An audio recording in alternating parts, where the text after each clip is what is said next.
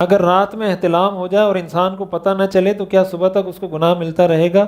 منی اور مزی کی تفصیل بتا دیں، کیا ان دونوں سے غسل فرض ہو جاتا ہے؟ دیکھیں، رات کو اگر احتلام ہو جاتا ہے تو صبح تک انسان اگر بغیر غسل کے رہتا ہے، اس میں کوئی گناہ کی بات نہیں ہے۔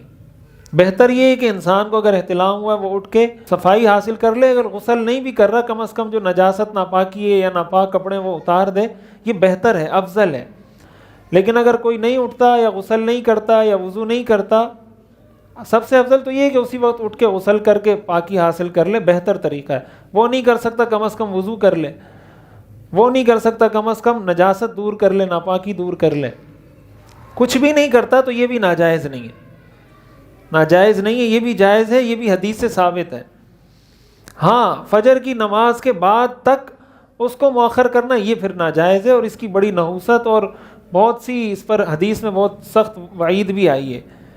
نماز تک، فجر میں اٹھنے تک وہ اس کو مؤخر کر سکتا ہے کہ میں اٹھوں گا تو غسل کر لوں گا، وضو کر لوں گا، تو اس میں کوئی حرج کی بات نہیں ہے، اس کو مؤخر کر سکتا ہے۔ اور یہ جو انہوں نے لکھا ہے کہ منی اور مزی کی تفصیل، دیکھیں منی کی وجہ سے تو انسان پہ غسل فرض ہوتا ہے۔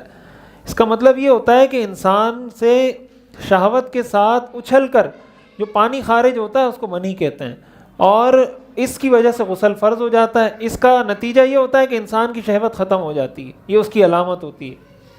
مزی کا مطلب یہ ہوتا ہے کہ انسان جب کوئی اس طرح کے فحش خیالات اس کے ذہن میں آ رہے ہوتے ہیں یا کوئی فحش چیز اس نے دیکھ لی، اس وقت انسان کے جسم سے کچھ تھوڑا بہت رطوبت یا پانی خارج ہو رہا ہوتا ہے، اس کو مزی کہتے ہیں۔ اس سے غسل فرض نہیں ہوتا، وضو فرض ہوتا ہے، وضو ٹوٹ جاتا ہے، اور ظاہر ہے ناپاک یہ بھی ہے، ناپاک وہ بھی ہے، تو اگر غسل فرض ہو گیا پھر اس پر استنجا بھی کرنا ہوگا اس نے، اور غسل بھی کرنا ہوگا، وضو کرنا ہوگا مزی کی صورت میں، اور اگر دوسری صورت ہے تو ایسی صورت میں غسل کرنا ہوگا۔